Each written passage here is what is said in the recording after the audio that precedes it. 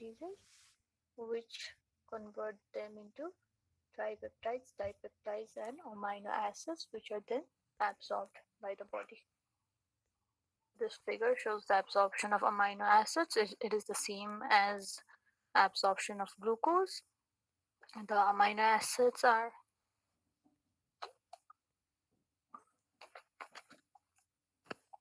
absorbed by the intestine by sodium dependent co-transport system. This is basically secondary active transport. There is sodium potassium ATPase pump present on the basolateral membrane, which is used to establish an electrochemical gradient for sodium. So this is the same as in case of absorption of glucose. You write the same explanation, but instead of glucose, you write amino acids.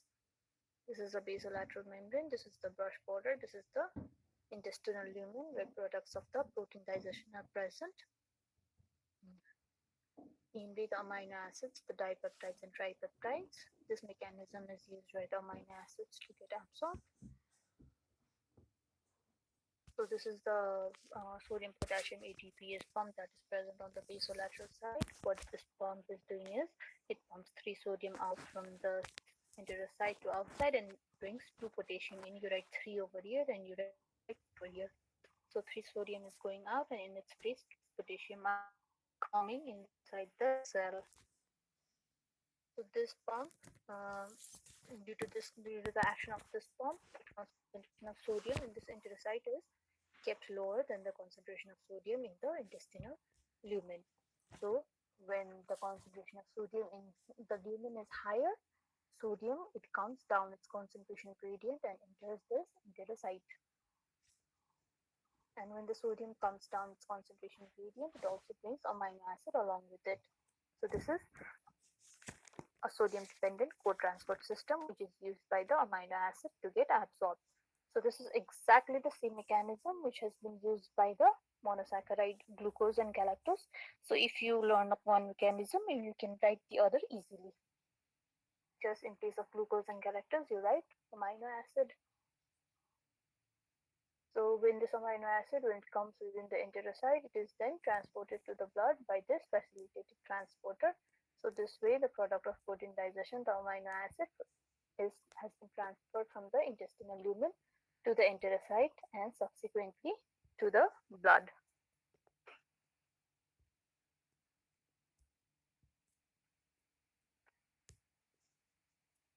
So the figure I have shown in the absorption of glucose is slightly different than this.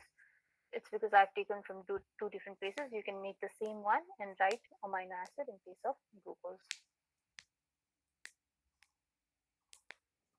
The individual amino acids are absorbed by the intestine by sodium-dependent co-transport system. The secondary active transport. Sodium potassium ATPase pump is used to establish an electrochemical gradient for sodium. As the sodium moves down its electrochemical gradient, it brings the amino acid with it. The explanation is also the same. Just in the place of glucose and galactose, you should write amino acid. On the basolateral side, we have the sodium potassium ATPase pump. What this pump does is it breaks down an ATP molecule to produce ATP, and in this process, it pumps 3 sodium ions against its electrochemical gradient to the outside of the cell and brings 2 of the potassium ions into the cell. The exact pump was used to transport the glucose into the cell. So have you studied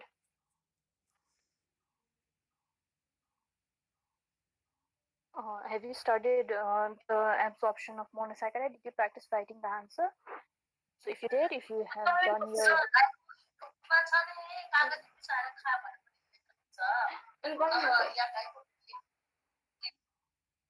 oh my god, turn off your microphone. कागतीको के कुरा गरिरहेको. So if you have practiced writing your answer for the absorption of glucose or monosaccharide, you will easily be able to explain the absorption of amino acid. It is the exact same thing. So as I said in the last class, I will not be giving you any slides. So if you want to copy the slides, do you need time to copy the slides, just tell me.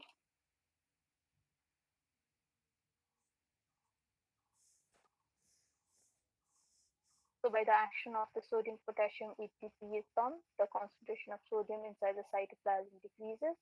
The sodium in the lumen of the intestine comes into the cell via the transporter co-transporter membrane protein, and the amino acids are transported along with sodium into the cytoplasm of the intestinal cells. This is how the absorption of amino acids takes place.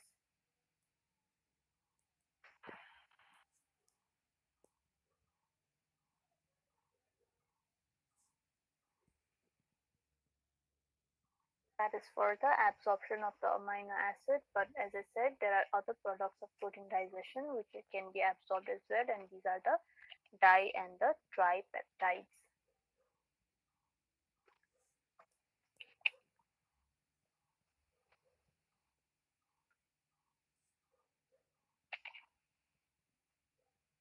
Look at this figure. This shows the lumen of the small intestine. This is the blood vessel, and this is the enterocyte where the absorption is taking place. So for the absorption of di and tripeptides, instead of using sodium dependent co-transport system, we use hydrogen ion dependent co-transporter system. In this system, we have to use the hydrogen sodium exchange system.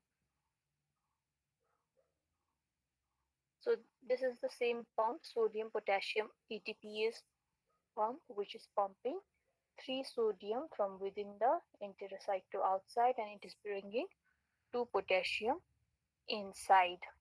So this is the same pump, sodium potassium ATPase pump. But something else is happening here. For every 3 sodium that is pumped out, 1 sodium is brought inside the enterocyte by this channel. Sodium, this sodium is coming inside. So 3 sodiums are being pumped out from the basolateral side, and 1 sodium is coming inside. So when 1 sodium is coming inside this channel, it also pumps out 1 hydrogen to outside into the intestinal lumen. This membrane protein is known as sodium hydrogen exchange protein. So as this pump is working, as it is pumping of 3 sodium and bringing in 2 potassium ions inside, there is this channel which is bringing 1 potassium inside for every 3 sodium, 1 sodium inside for every 3 sodium that is being pumped out. When 1 sodium is entering this enterocyte, there is transfer of 1 hydrogen ion from inside to the outside of the cell, from inside the cell to the lumen of the cell. This membrane protein is known as sodium hydrogen exchange protein. It exchanges 1 sodium for 1 hydrogen. 1 sodium coming in, 1 hydrogen getting pumped out. So, due to the action of this pump, there is higher concentration of hydrogen ion in the outside of the cell, in the intestinal lumen, than in the enterocyte. So as the concentration of hydrogen ion in the lumen becomes higher than the concentration of hydrogen ion within this enterocyte, hydrogen ion, it then comes down its concentration to the enterocyte. It again enters the cell because the concentration is lower in the enterocyte. And when the hydrogen comes in, it brings in di and tripeptides along with it. This pump is known as hydrogen ion dependent co-transporter.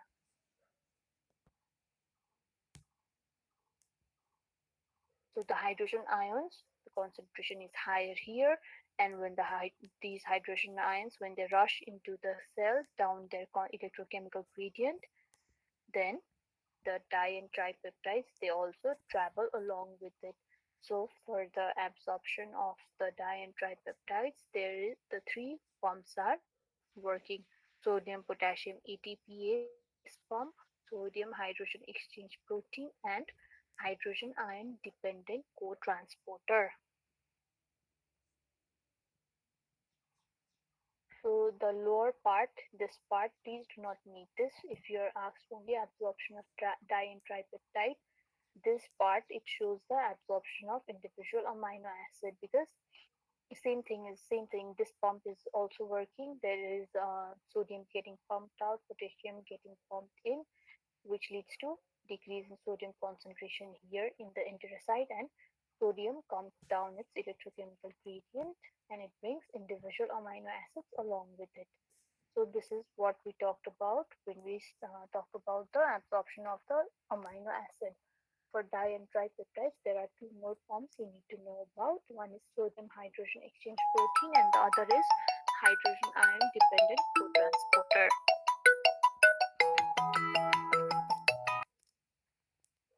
So when after